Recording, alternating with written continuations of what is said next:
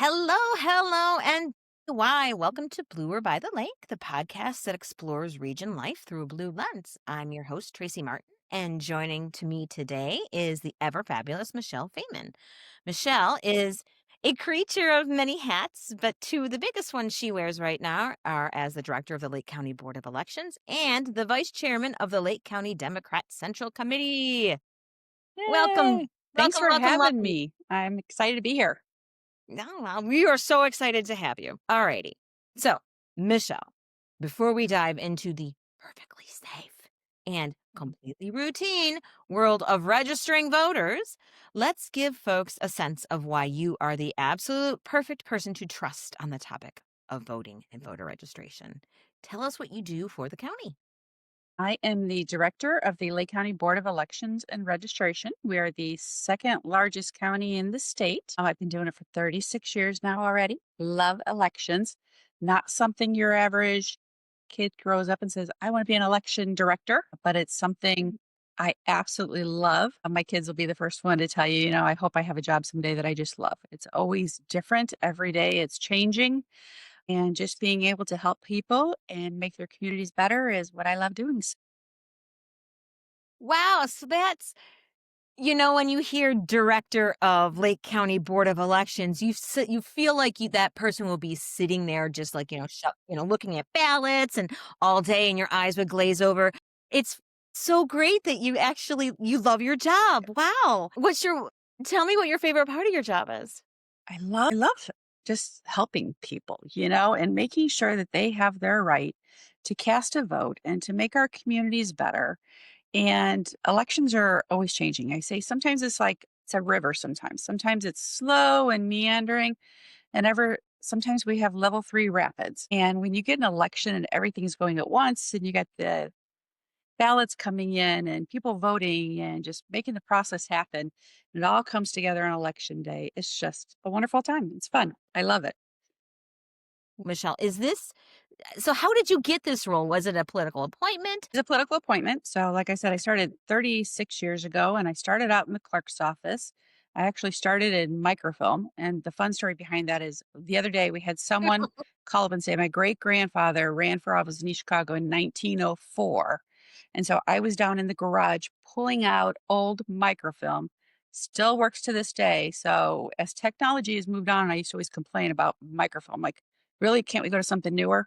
I was actually using it in the tried and true, and we were pulling up old records from the 1900s, and it was really kind of fun. So I started out in microfilm, and then from there, kind of worked my way up, went to small claims, started doing garnishments. Then there was an opening in elections. So I was either going to go to elections or going to be the finance person. And I went to elections, and I've been there ever since. I did take a small break for 3 years and was the county recorder. And I always tell people, if it's something you've wanted to do, take the leap, go do it. And I enjoyed it. We made a lot of progress in there. We got all the old files backed up. So in case there was a fire, we were ready. And then I came back to my passion, which was elections, because they would always come ask me questions and I would always be like, stop what I'm doing just to come help. Okay, guys, I'm gonna just digress for just a minute. Remind me. I really want to shine a light to people about what this, mysterious, nefarious world of political appointments work. I want people to see that it's a completely banal and ordinary process. How does it like when you get politically appointed? How does that work? Do you just like apply? Do you fill in a Well, resume? Does somebody approach you? How does luckily, that I go? mean, I've worked under many different county chairmen. And so, I got appointed back in 2012 by Tom McDermott. He was the county chairman at the time. Mhm. And I came in and we had known each other. I'd worked in elections for a long time. So each county is different. A lot of counties, 92 counties in the Mhm. state of Indiana, most elections are under the county clerk. Lake County is a little bit different. In 93, they created a law that combined the elections and registration. So we are not under an elected official, whereas many of the other counties are.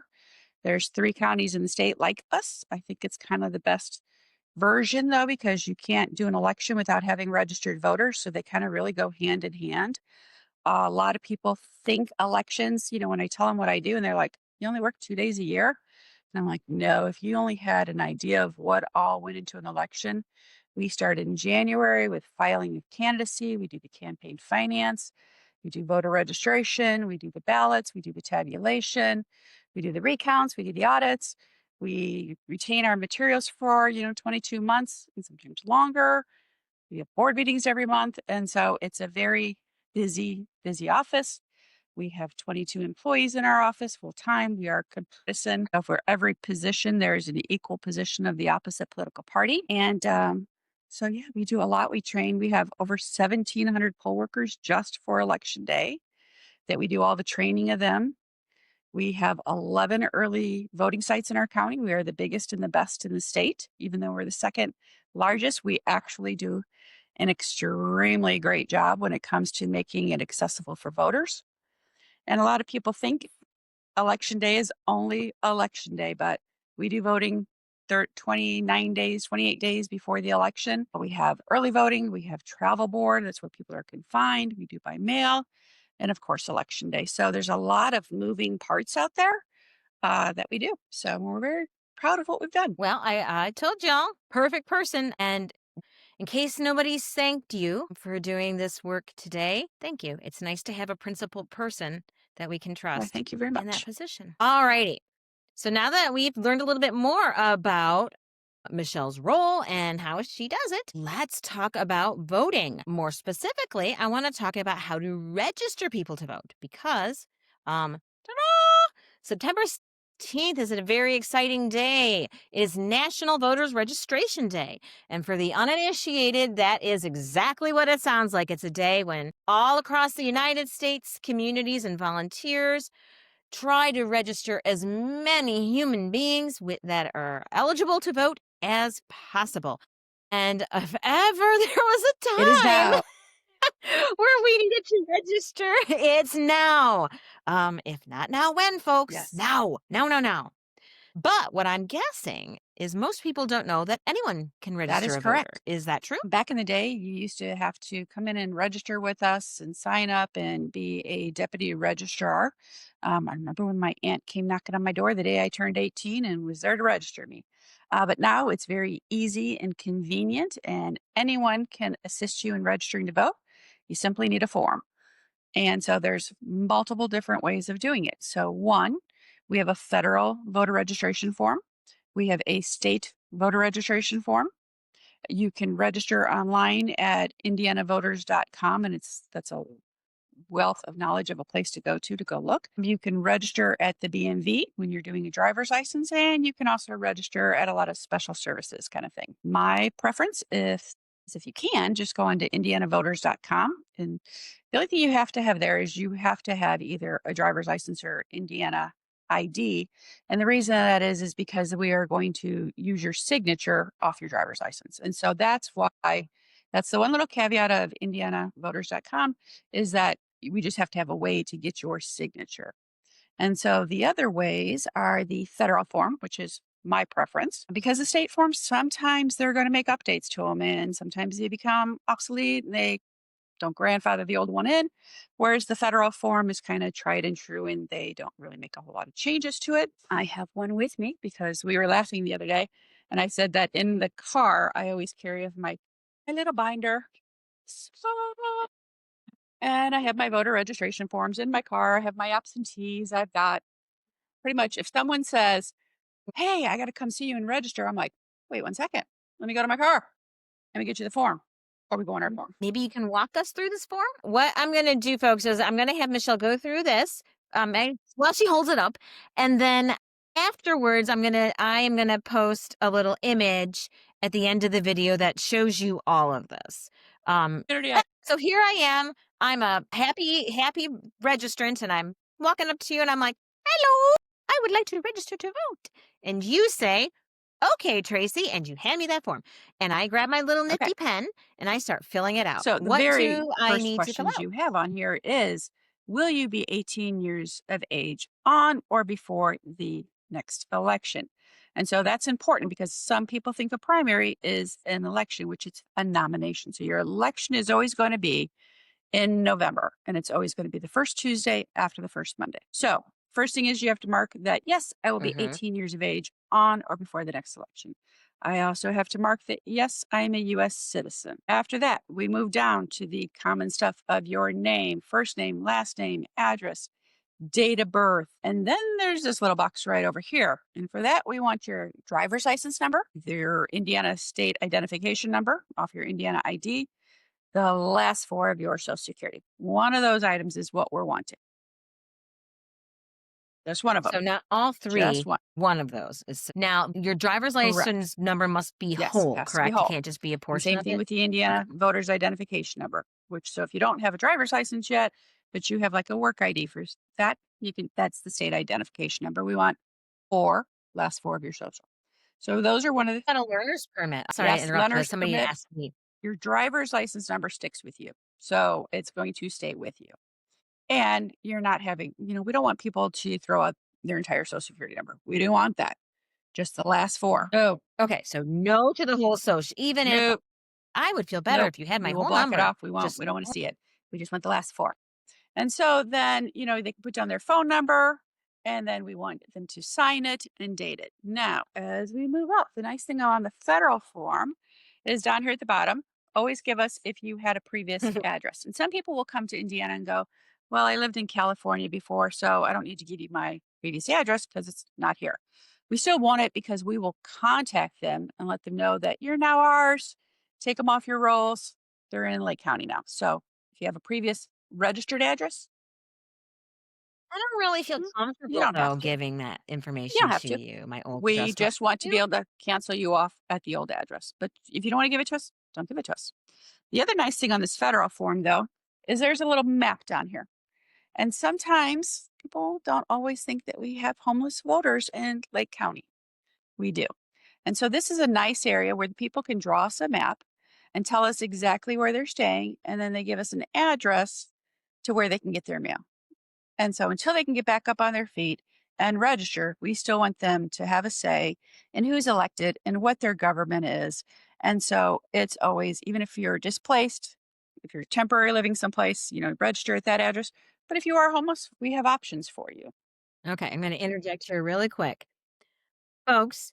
First off, that tickles my heart, and that's because someone like you thought of that solution so that homeless people could have their constitutional rights. So thank you.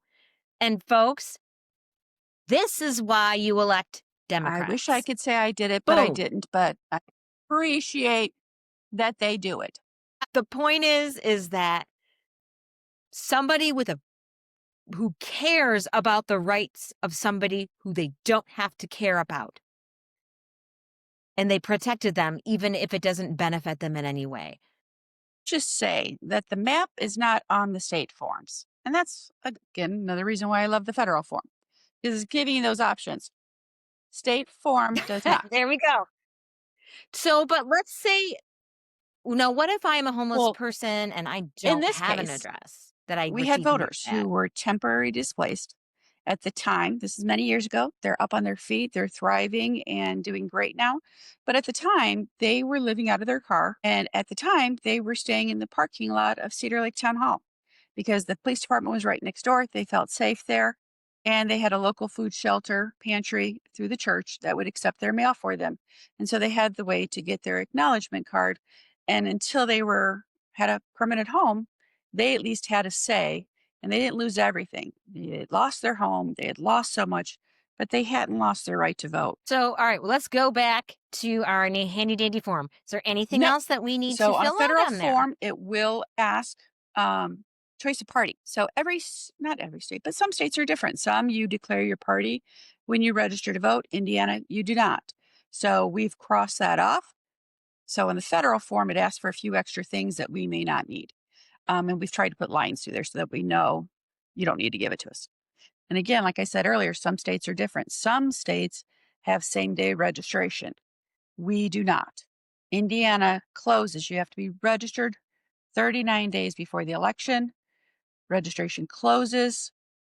And then the very next day we start voting. So we don't have same day registration. It's confusing, especially when we live right next door to Illinois. And Illinois has it. The other confusing thing is Illinois has another Lake County. So we always get phone calls in like March, where's my polling place? Let's turn the tables around. Let's say I'm registering you, Michelle, and you've gotten all your info and I'm ready to be done and send you on your merry way.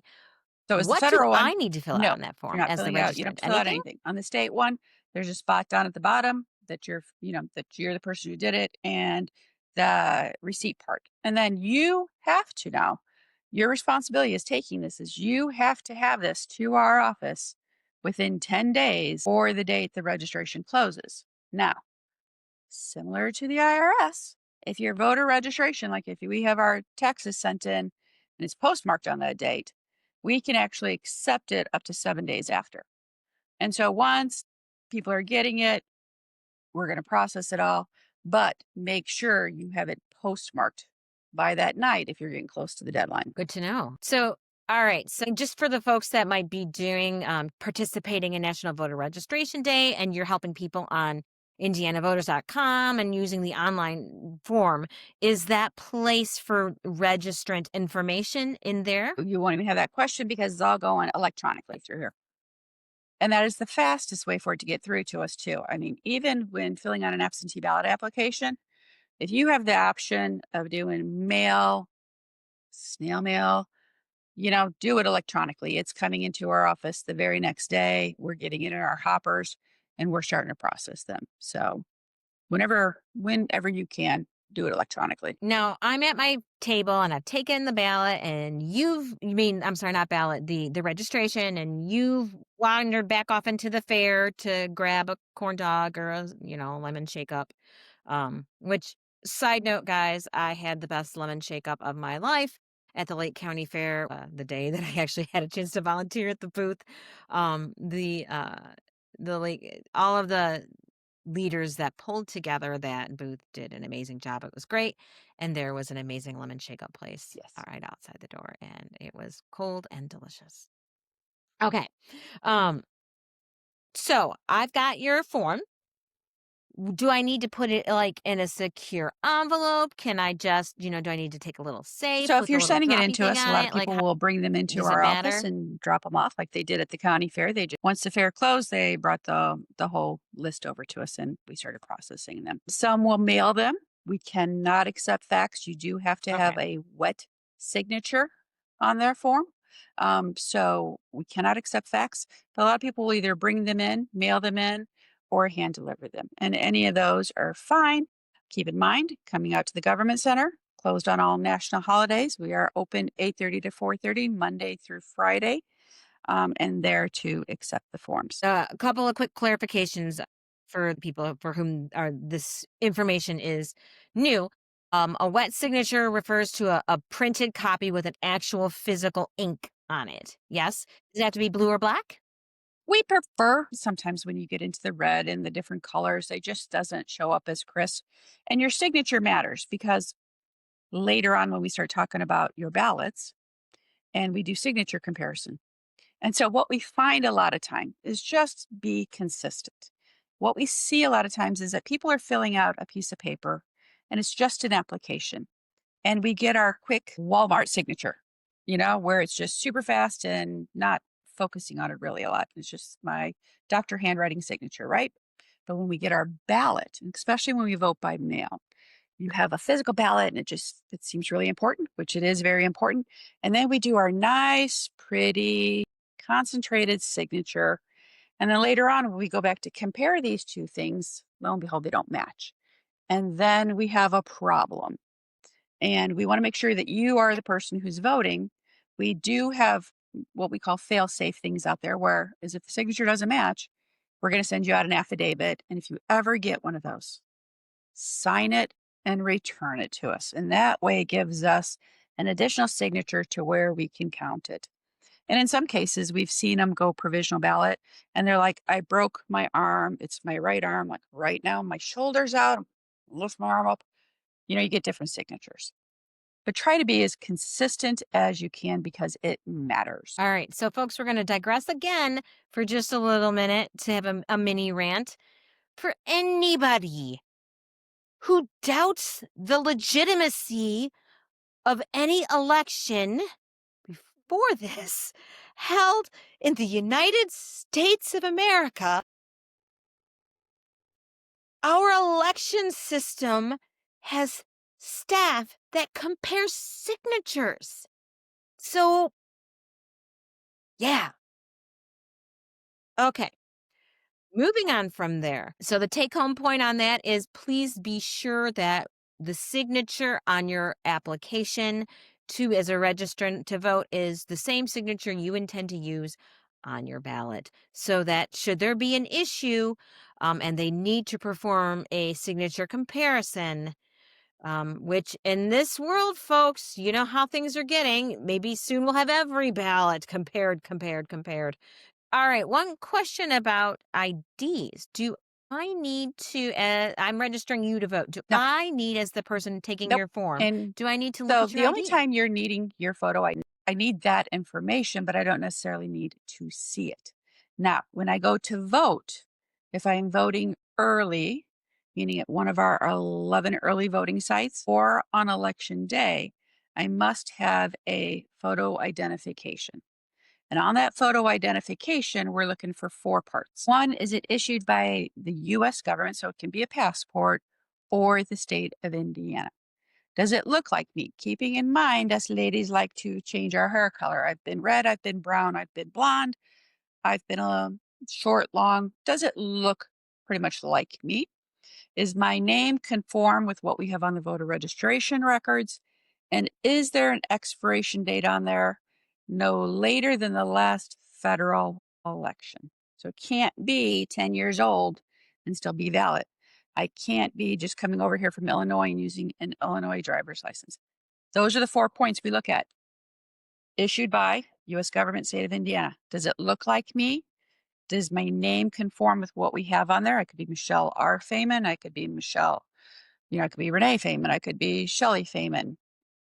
Does the name similar to it? And then what's the expiration date? You noticed I never asked about address. So when you go to vote on election day, I'm not looking at your driver's license for your address. I'm looking for those four things and those four things only.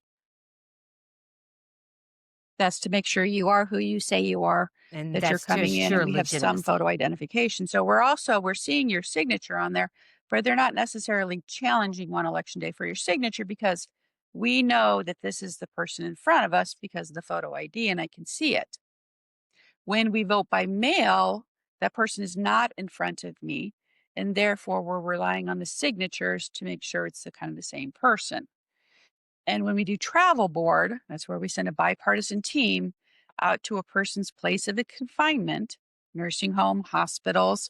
We're prepared if there's an emergency and that you have to go to the hospital. We can come sub vote you there. You actually vote on a voting machine, which is really cool. And then there's a bipartisan team there to make sure you are who you are in front of us. So that again, voting by mail, you're not in front of me. What else am I going to verify it off of? So I need your signature.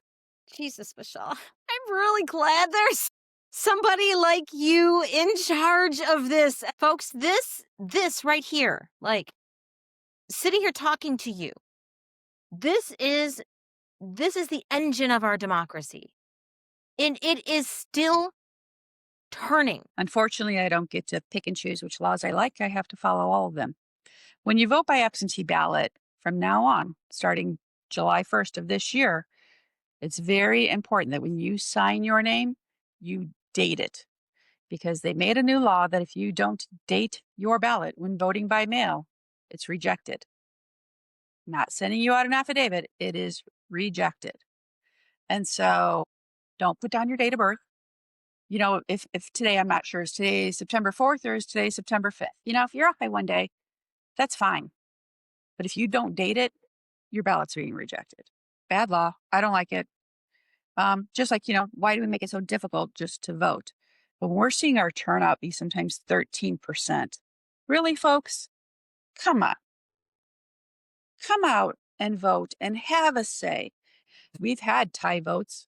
We've had it, where one person would have made all the difference of coming in and showing up. We've had ties. We've had one vote difference. And in some cases, in some races, in Prom Point, we had a tie in the mayoral primary. They had a recount. Votes stayed the same because we count them well. And the total stayed the same. It ended up going down to a few precinct committeemen getting to make the choice of who their nomination was going to be. So if one more person would have showed up, would have made all the difference. You never really think that at the end of the day, it could come down to one vote, and you're telling me that it is. And you've seen this happen with your eyes. Again, folks, if you need any other reason to get out and A, register to vote, and then B, go vote when it's time, this is it. Please. I mean, look where we are. We must do something. And if the only thing you can do is vote, then do it. And if the only thing you can do is register somebody to vote, do that too. So I have a few more questions about that process. So I've dropped those nifty forms off at your office, and you're going to take them and get this person into the system. So when you do get these forms, how do you verify? So we are bouncing the information off of other records. So when you give us your driver's license, we're making sure that that registers. When you give us your social security number, the last four, we're making sure that that's there. We're making sure that this address is a physical location and not a business. And in some cases, businesses do have apartments in there.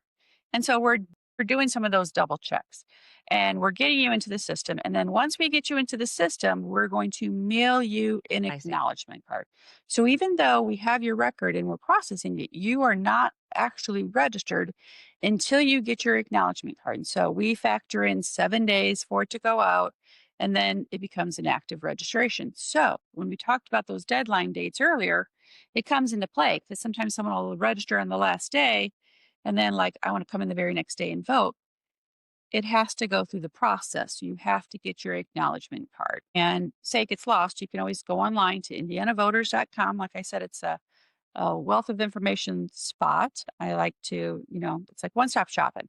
One, I can register on there. Two, I can verify if I'm registered because a lot of people right now we're hearing about, postcards going out in the mail to confirm you're there. And so you can always go online. People started getting new registration things in the mail, people sending out saying, hey, one or more people may need to register in your house. It's just a convenience thing, but people call us up all the time and say, is this legit? If you want to know if you're registered, you can go online, you put in your county, you put in your name and your date of birth, and it's going to tell you if you're registered. It's going to tell you where your polling place is. As we get closer to the election, it's going to tell me who's on my ballot.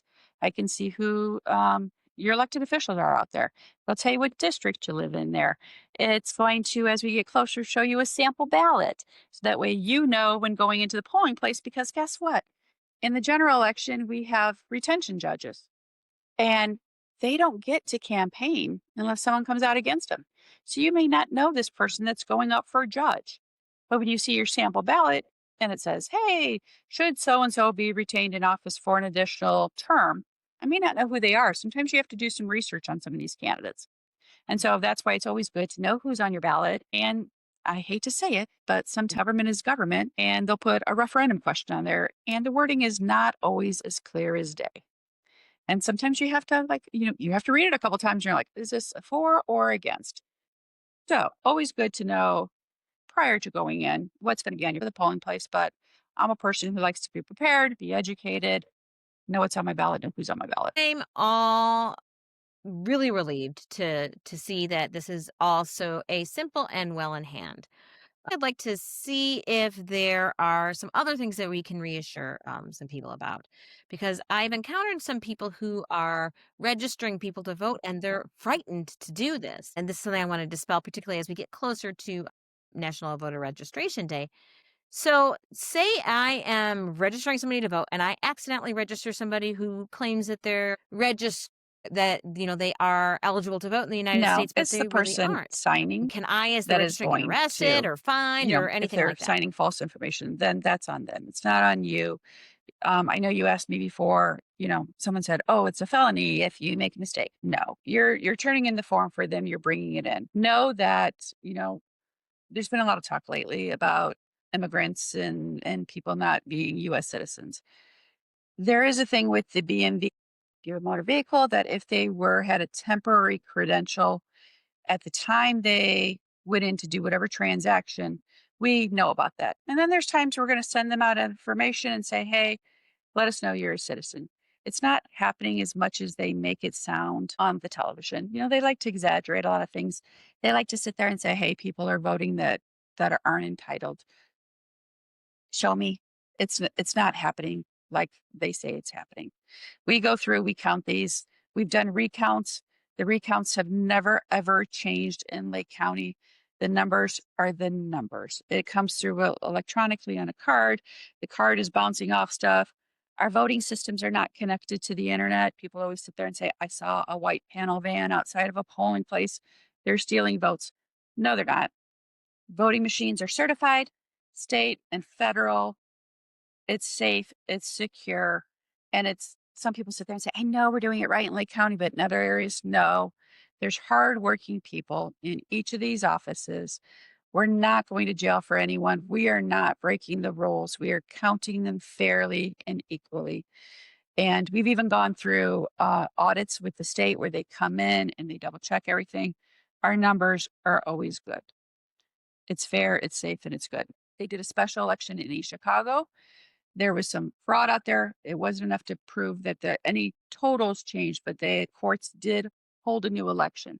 But otherwise, no recount totals have ever switched an election. I've been there 36. I Mm, shouldn't say never. I only know my 36 years, but no election has been overturned good on to know. that recount.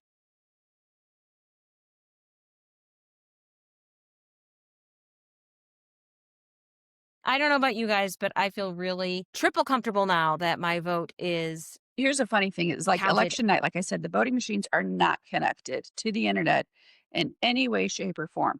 So election night, you're like, how do I get my totals? We literally walk across the room, go to a computer that is not hooked to any of our tabulation system and put it into another computer to upload election night because we're not hooked to anything. We make sure that there's no way for people to hack in because we're not connected. And I'm a precinct committeeman vote, so I've actually seen this process in action, and I will tell you, it's agonizingly. It takes a while because all the judges have to tabulate everything, and they have to double check everything, and you're hungry, and everybody's waiting to get those numbers so we can get counts, and we're like, my God, hurry up! The wheels of democracy turn slowly for a reason because we're careful. So, Michelle, I just have a few more questions and then I think we will understand completely everything there is to know about voting in Lake County. And thank you for that.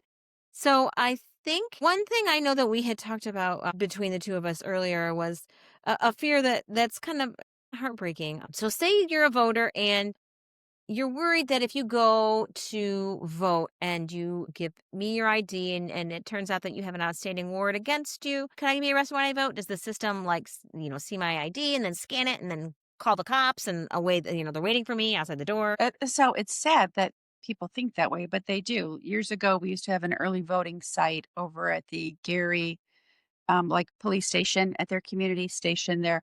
And we were noticing that the totals were a little bit less than what they had been before, like when we were over at Gary Genesis Center. And as we started talking to the community, they thought that when we were scanning in their driver's license, that we were bouncing it off of other systems.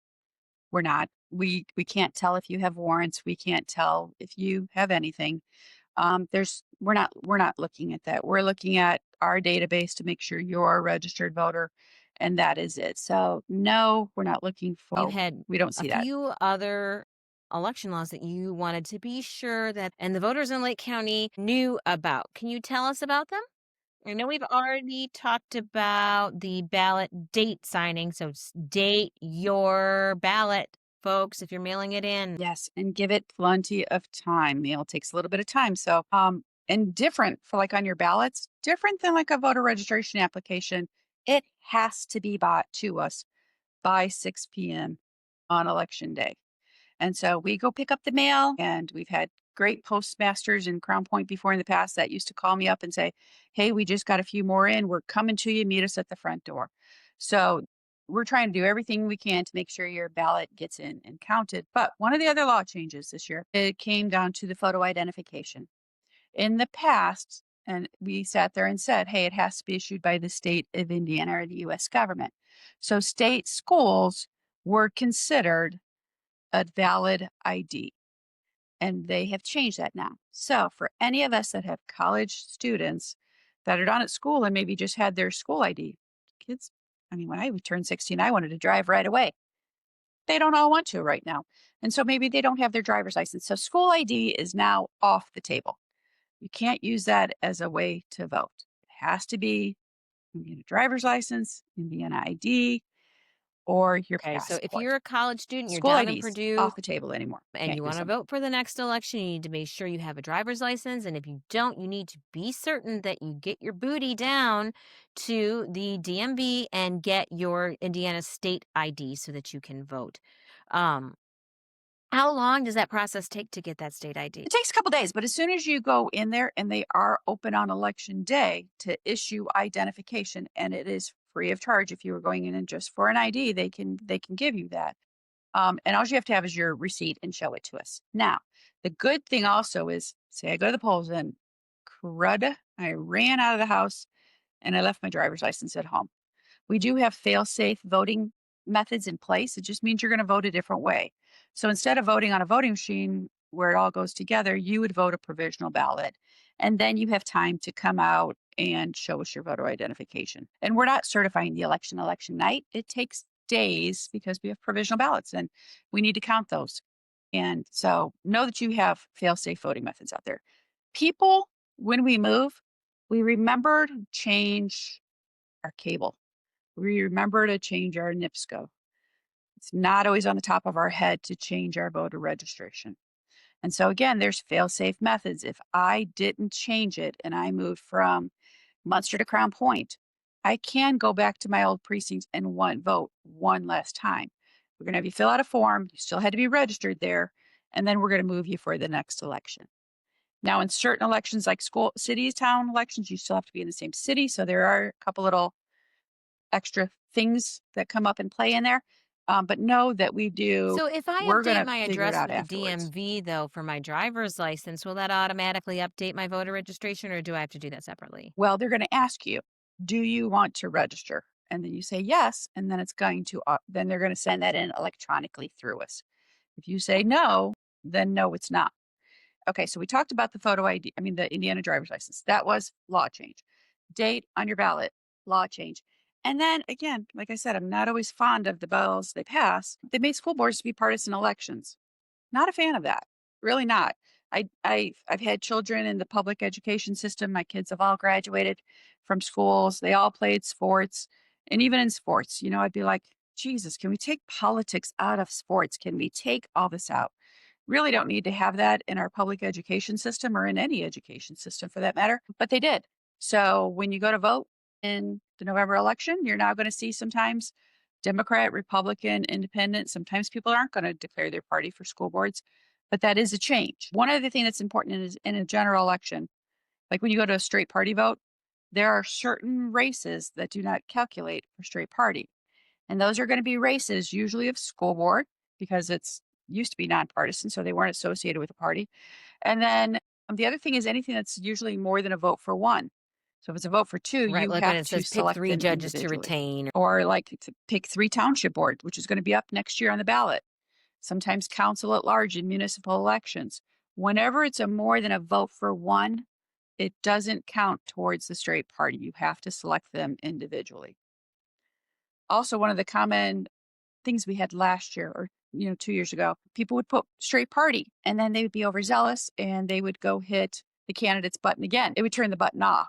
And then people were claiming that, that we took their vote. Well, no, this machine worked as designated. You were able to see it. You were able to correct it. Alrighty. Anything else that you want everybody hearing this to know? I am very proud that in Lake County, when you asked me about, being an appointed position, know that we in Lake County, before when I had my other counterpart, we were 2 of only 3 active people in Indiana that were nationally certified through an additional training course that we did. I've also taken the Indiana State certification, and my old counterpart and I actually won a Cleary Award through the Election Assistance Commission. We did a program 2 years ago for our capstone where we did a whole project on voter information, what the voters expect. Like when they go at the polls, for one for poll worker, one for election officials. And so we did a whole series on it and we won on a national award this year for it on Facebook and on YouTube. We already show one for like absentee voting by mail, what to expect when you get your ballot. We're going to do one for voters going into the polls. What do you need to ask for if you need assistance? Who can you bring in if you need assistance? If I did move, what forms am I asking for? And just so voters will be more educated, and sometimes you want to print it out in advance because lines sometimes can be long, and we've become a society where drive through everything. You want to be in and out. And there's countries out there that are waiting days. Sometimes they don't have the rights to vote. We shouldn't take those for granted. Make your plan for voting, make your decision on how you're going to do, and just make sure that we are all voting. Because again, when you see 13%, how much money and time and work goes into an election, and then you see not a lot of people coming out, it gets disheartening. But we still got the option. And that's what's great about America is that you have the option to go and vote. Well, folks, there's no excuse. Get your ass out there and vote. Michelle can't say that to you, but I can. I know I'm probably preaching to the choir here, but in the odds case that I'm not, vote. Michelle has worked 36 years to make it as easy as humanly possible for you to vote. So please do it. And folks, this is your director of the Lake County Board of Elections. Be proud, be excited, because very clearly we really do have the best person on the planet in charge of it. Michelle, thank you so much for being here. Thank you. Seriously, thank you for the work that you're doing. I know it's not a glamorous job. I know that these days it can be difficult to work as a civil servant. Thank you for doing it. Thank you for everything you're doing. Um, that's it, folks. It's a wrap. Have a great rest of your day, and I'll see you by the lake. Bye.